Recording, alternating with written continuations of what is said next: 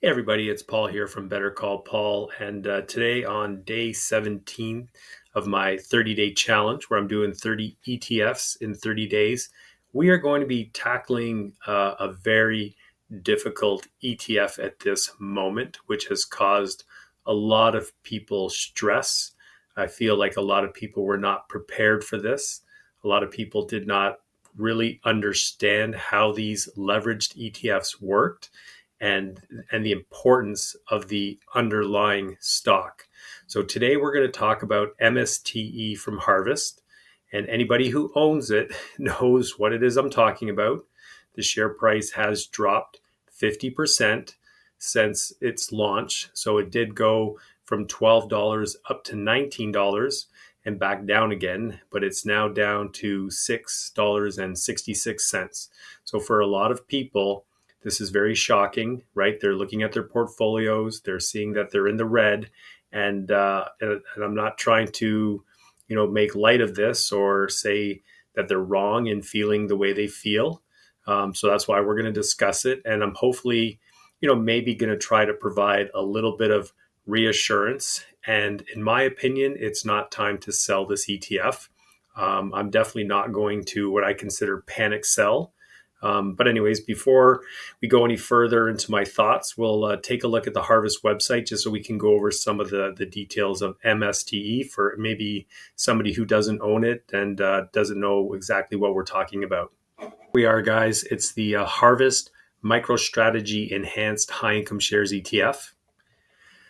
The overview: the Harvest MicroStrategy Enhanced High Income Shares ETF invests all its assets directly or indirectly in Class A shares of MicroStrategy, which is now considered strategy, provides business intelligence, mobile software, and cloud-based services. The company's securities have developed into a Bitcoin treasury holding company due to its substantial holdings in the world's premier digital currency. So this in the 80s was a software company, but now, as we all know, it basically holds Bitcoin. The current distribution per month is 45 cents, and that's something we're going to talk about as well. The current NAV is 664. Assets under management, you can see this one grew pretty quickly to 349 million. Management fee is 40 basis points, and the risk rating is high. Here you can see it just shows the historical price chart for MSTR, which is the stock that MSTE holds. This is where people are probably one of the reasons why people are upset. You can see here that it launched with a 60-cent distribution. It did increase the distribution for 2 months to 66. So the first 3 months were fine.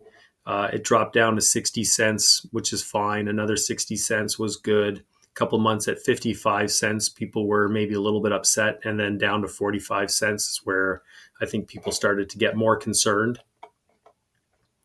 You can see the portfolio breakdown. Basically, it just holds MicroStrategy, and it's leveraged. So that's why it's 132%. So guys, I want to take a look at MSTE compared to some of the other Harvest ETFs and what our expectations were. Maybe were our expectations a little bit too high, and where I realistically feel my comfort zone is, knowing that MSTE is very volatile and that there was the possibility of distribution cuts, which we have seen. All right, so I put this together.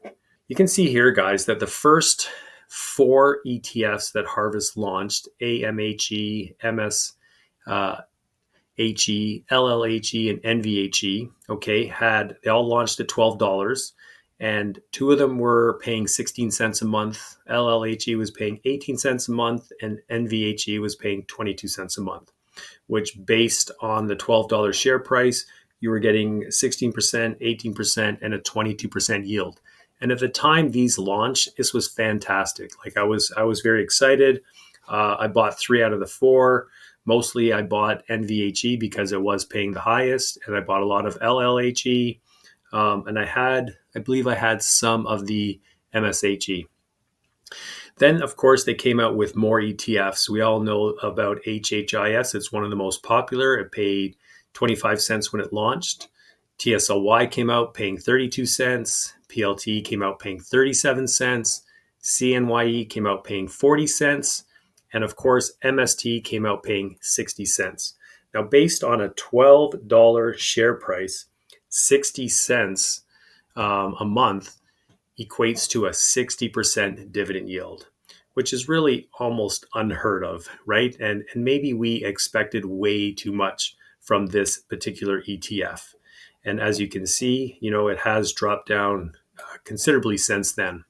But even at 45 cents, based on the $12 share price, you're still getting a 45% yield, right? In my opinion, even if MSTE drops down to say 25 cents, where HHIS was when it launched, it's still a good dividend yield, right? Even, to be honest with you, even 16% is a good dividend yield. All right. So I think maybe we were expecting a little too much. Now, I understand there is the risk and reward. So MST is very volatile and we were getting paid for that volatility. But unfortunately, share price decreases like we've seen come along with the volatility. My own personal position, I'll show you. I currently hold 3,300 shares. I have them in 4 different accounts. So you can see in my TFSA in Wealthsimple, I have 1,550. My RSP, I'm up to 600. My non-registered account, I have 250. And in my other TFSA, I have 850. In each account, of course, I have a different average price. And then my yield on cost. Like right now, my yield on cost is still 34%, 43%, 32%, 32%. Like these are great yields. Okay. Now, unfortunately, there is an unrealized loss. Okay. I put it in red. You can see the unrealized loss. Now, I have accumulated almost $9,000 in dividends so far, which is in green. My equity is down $28,000. So right now I'm down $19,791. Obviously, this is not great, but I'm not going to panic sell and I'm not going to realize this loss. Okay.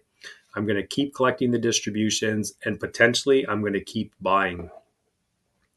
If you look on Wealthsimple, you can see it shows you here how the share price is done since it launched here at, should be $12 when it first launched.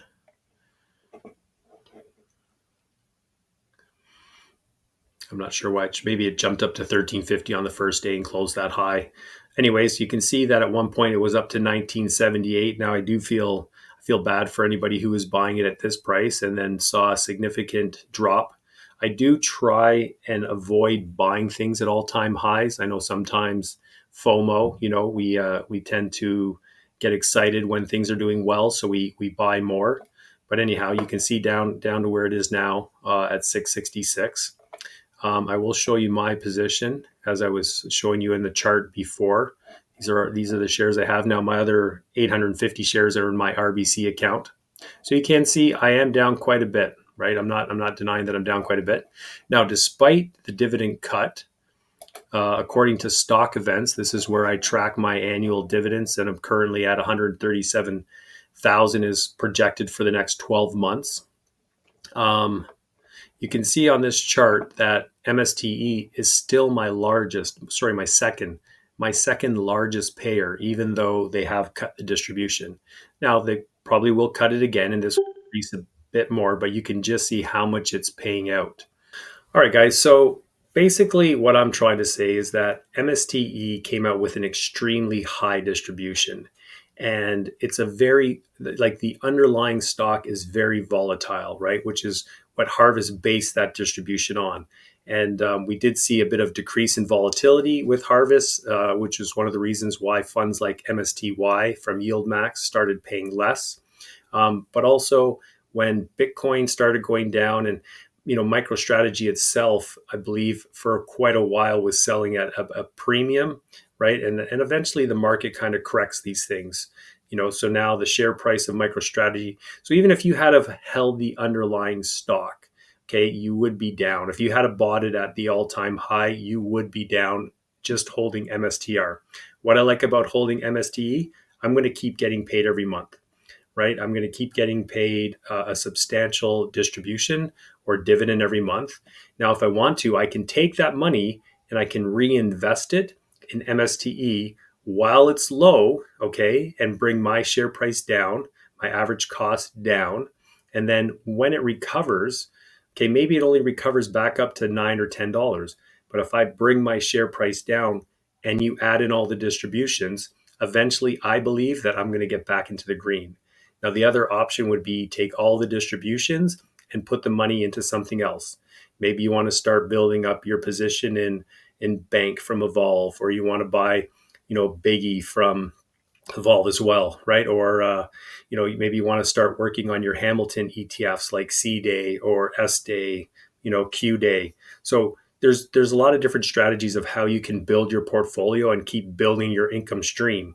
But the other thing is I hope you guys are all diversified, right? I'm down. I was over 40 positions. I'm currently down to, I think, 36 or 37 ETFs. But I really hope that you guys didn't go all in MSTE, right? I hope you guys don't go all in on any one particular covered call ETF, because you can see what happens. You know what I mean? Where if the underlying stock drops and the share price drops, and the distribution gets cut.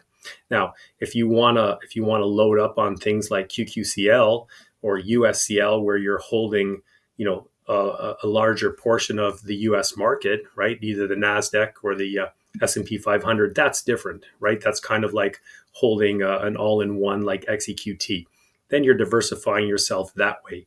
But even still, I would never just hold one or two. I would want a portfolio of at least 5 to 10 different ETFs, so you could get some different providers, whether it be Harvest, Hamilton, Evolve, Global X, and some different funds in there.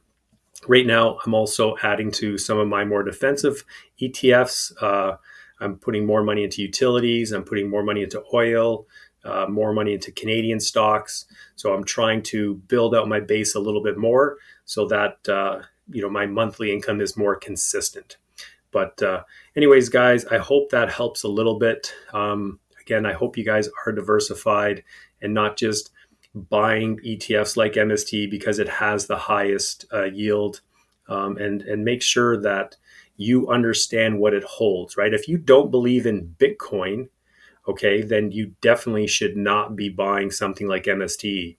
And if you don't realize that Bitcoin can go, from 120,000 US down to 30,000, in a heartbeat, and you never know, in 3 months from now, it could be at 200,000 US, but that's the way Bitcoin is.